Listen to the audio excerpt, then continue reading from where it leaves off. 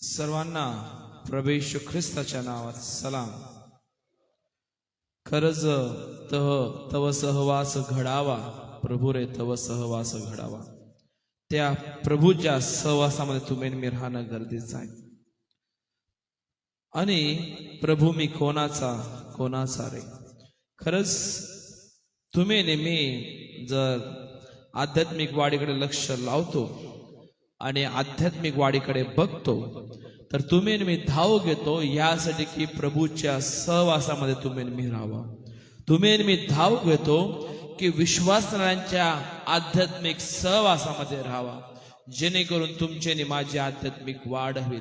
आणि मग तुम्ही मी सांगू शकतो की प्रभू मी कोणाचा रे कोणाचा। तुम्ही मी सांगू की प्रभू मी तुझाच आहे, मी तुझंच लेकरू आहेत। पण हे कधी होईल जेव्हा तुम्ही आणि मी आपली आध्यात्मिक वाढीकडे लक्ष लावू। बघा, ख्रिस्ती जीवनाची आध्यात्मिक वाढ याकडे बघत आहोत। आणि वचन 2 पेत्र 3 अध्याय वचन 18 त्यामध्ये स्पष्ट म्हटलेलं आहे की ख्रिस्ताच्या कृपेत आणि ज्ञानात वाढत जा। हे वचन एक प्रकारे आम्हाला पर्याय नाही, पण आमची आध्यात्मिक वाढ करण्यासाठी फार आवश्यक आहे। आणि म्हणून तुम्ही मी जेव्हा आध्यात्मिक जागृत होतो किंवा आध्यात्मिक भूकेकडे धावपळ घेतो तर नक्कीच आपली आध्यात्मिक वाढ होते। आणि तुम्ही मी एक प्रार्थना योद्धा बनतो आणि प्रार्थना योद्ध्याच्या द्वारे तुम्ही नेहमी त्या देवाच्या सामर्थ्यामध्ये, देवाच्या आत्म्यात भरतो, पवित्र सामर्थ्यामध्ये वाढत जातो आणि तुम्ही नेहमी योग्य मार्गाला लागतो। आणि जेव्हा तुम्ही नेहमी योग्य मार्गाला लागतो तेव्हा तुम्ही नेहमी आपला सहवास त्या प्रियजनांबरोबर ठेवतात, आपली सहभागिता आध्यात्मिक लोकांबरोबर ठेवतात, जेणेकरून तुम्ही नेहमी त्या देवाचा सन्मान करू शकतो। म्हणून आज आपण बघणार आहोत की आज दिवस 5वा आणि 5वा भाग आपण बघणार आहोत, ख्रिस्ती जीवनाची आध्यात्मिक वाढ। ह्याच्यातली 5वी गोष्ट आपण बघणार आहोत की विश्वासणाऱ्यांचा सहवासात वाढ। बघा, जेव्हा तुम्ही मी त्या प्रभूमध्ये राहतो, त्या प्रभूमध्ये वाढत जातो, नेहमी लक्षात ठेवणं गरजेचं आहे की आपली आध्यात्मिक जी भूक आहे ती आध्यात्मिक भूक तुम्ही नेहमी वाढवणं गरजेचं आहे। त्या आध्यात्मिक भूकेकडे तुम्ही नेहमी लक्ष लावण्याची गरज आहे। तुम्ही नेहमी त्या प्रभूमध्ये चालत, त्या प्रभूमध्ये थोडं मजबूत होत, त्या प्रभूमध्ये सामर्थ्याने भरत तुम्हाला मला पुढे जायची, थोडं नाही पण अद्भुत रीतीने पुढे जाण्याची गरज आहे। म्हणून आपण एक शास्त्र भाग वाचू, इब्रिकरास पत्राचा 10वा अध्याय आणि वचन 25। इब्री 10:25 मध्ये असं म्हटलेलं आहे की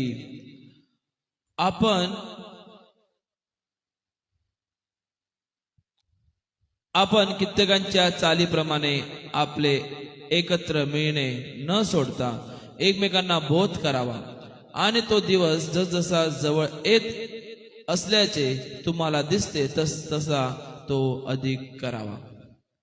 बघा, भरपूरशा लोकांच्या मनामध्ये प्रश्न असतो किंवा भरपूरशे लोक सांगतात की पवित्र शास्त्रामध्ये असं लिहिलेलं नाही की आम्ही चर्चला जायला पाहिजे, मंडळीमध्ये आपली उपस्थिती ठेवायला पाहिजे किंवा आपली सहभागिता राहायला पाहिजे, रविवारी आम्ही जायला पाहिजे नाही जायला पाहिजे तो आमचा वैयक्तिक प्रश्न।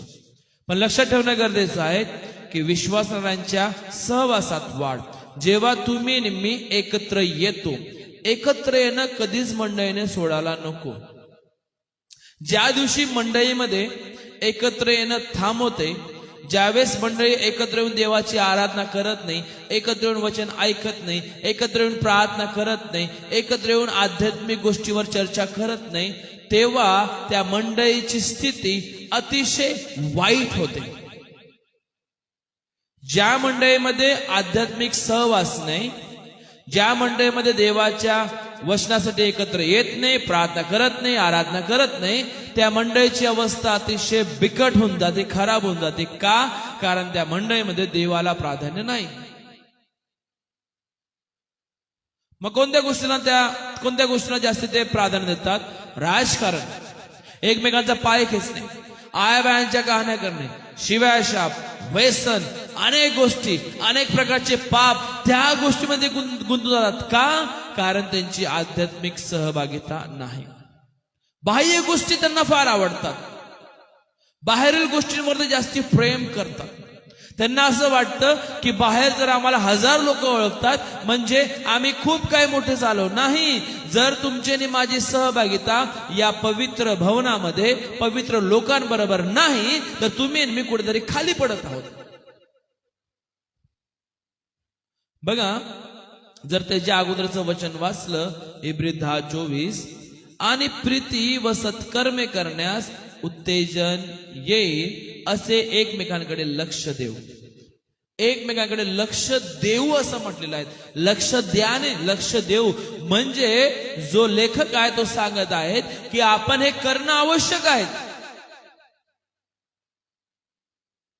चांगल्या गोष्टी हे आपण आपल्या वागणुकीतून दाखवणं गरजेचं आहे आणि आपण मंडळीमध्ये ते अप्लाय करणं गरजेचं आहे.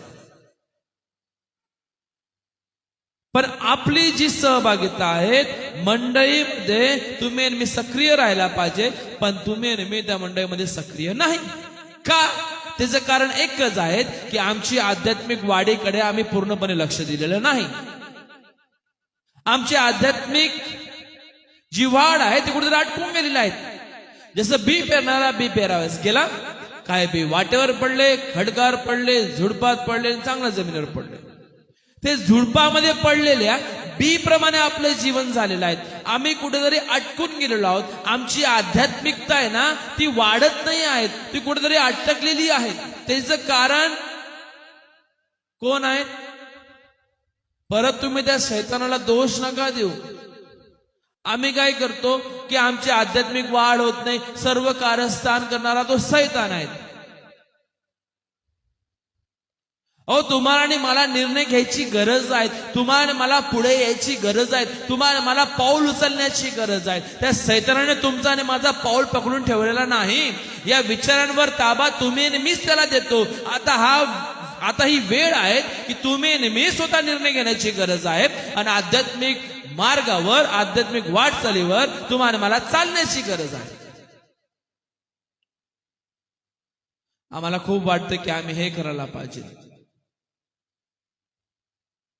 पण आमच्या स्वतःच्या मनावर ताबा नाही. म्हणून आध्यात्मिक वाढीकडे लक्ष द्या. का लक्ष द्या? कारण प्रारंभीच्या मंडळीकडे जर तुम्ही बघितलं ना तर प्रारंभीची मंडळी हे एकत्र येण्यामध्ये तत्पर होते, आवेशीर होते.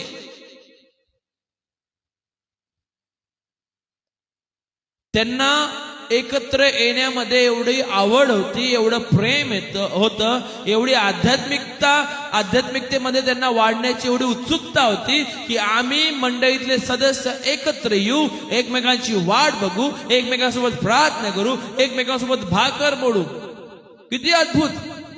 आणि प्रारंभीच्या मंडळीकडून तुम्ही मी शिकणं गरजेचं आहे. तुम्ही मी देवाचं वचन हाती घेतो ना, तुम्ही मी सांगतो की हे देवाचं वचन पवित्र आणि शुद्ध आहे. हो आहे, तेच पवित्र आहेत. देवाचं वचनच आम्हाला मजबूत करणार आहेत, देवाचं वचनच आम्हाला सामर्थ्यामध्ये पुढे घेऊन जाणार आहेत.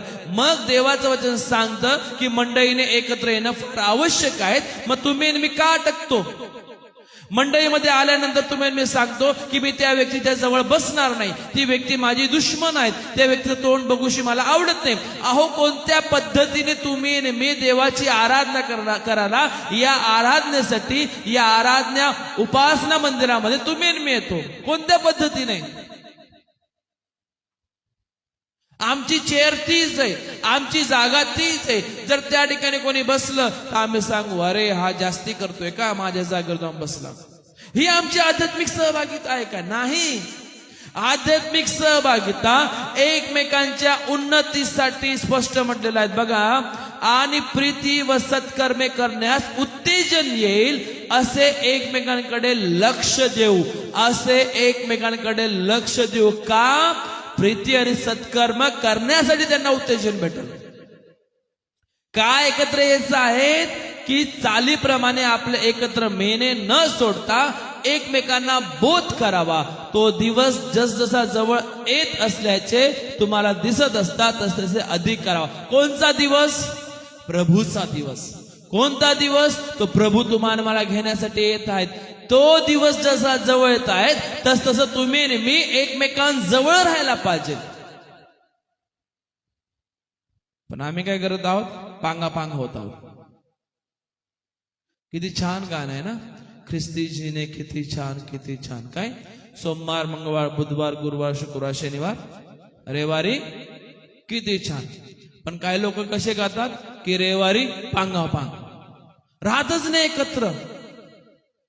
रविवार आला म्हणजे त्यांना झोप लागते. रविवार आला म्हणजे त्यांना असं वाटतं की आम्ही का जायला पाहिजे, आरामशीर येतील आणि कुठेतरी बसू राहतील.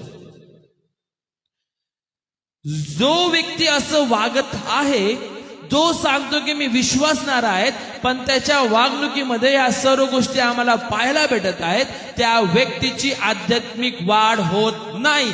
तो व्यक्ती त्या काटेच्या झुडपामध्ये पडलेल्या बी प्रमाणे आहेत, ज्याची वाढ थांबून गेलेली आहे. इतर गोष्टींबरोबर वाढत आहे. त्याला असं वाटतं की माझी आध्यात्मिकता फार मजबूत होत आहे, पण तसं नाही. ख्रिस्ती जीवन एकटे जगणे नाही, तर ख्रिस्ती जीवन सहवासात राहणे, एकमेकांना प्रोत्साहन देणे, एकमेकांची दुरुस्ती किंवा एकमेकांना बोध करून योग्य मार्गावर चालवणे व योग्य जबाबदारी हाती घेऊन एकमेकांवर प्रेम करणे व एकमेकांना ख्रिस्ताच्या जवळ ठेवणे.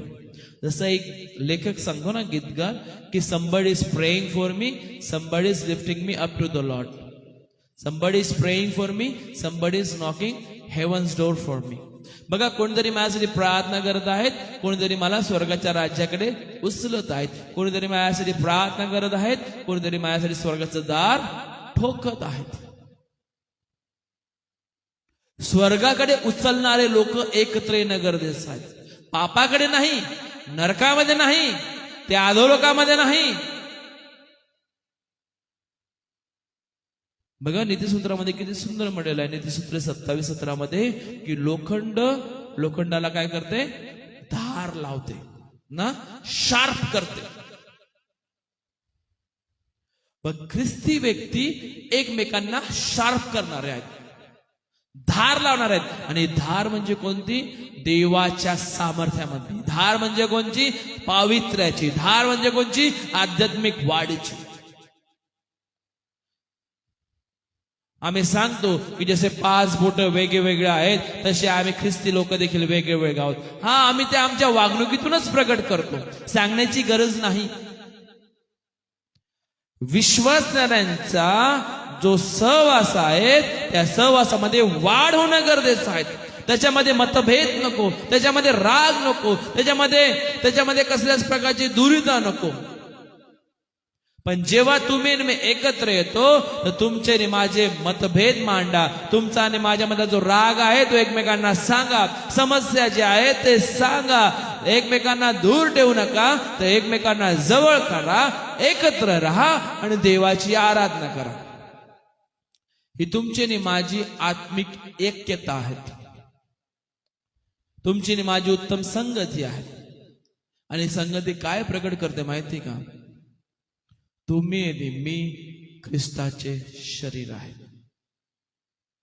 विश्वासणाऱ्यांचं एकत्र येणं हे आध्यात्मिक वाढीसाठी फार आवश्यक आहे. का? कारण तुम्ही आणि मी ख्रिस्ताचं शरीर आहेत.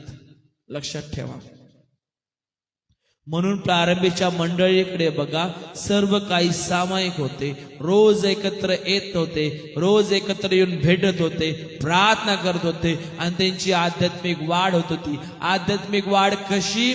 स्वतःची देखील. आणि वचनामध्ये म्हटलेले आहेत, प्रेषित 2:42-47 मध्ये शेवटच्या वचनामध्ये असं म्हटलेलं आहे की त्यांच्यामध्ये रोज तारण पावल्या लोकांची काय पडत होती? भर पडत होती.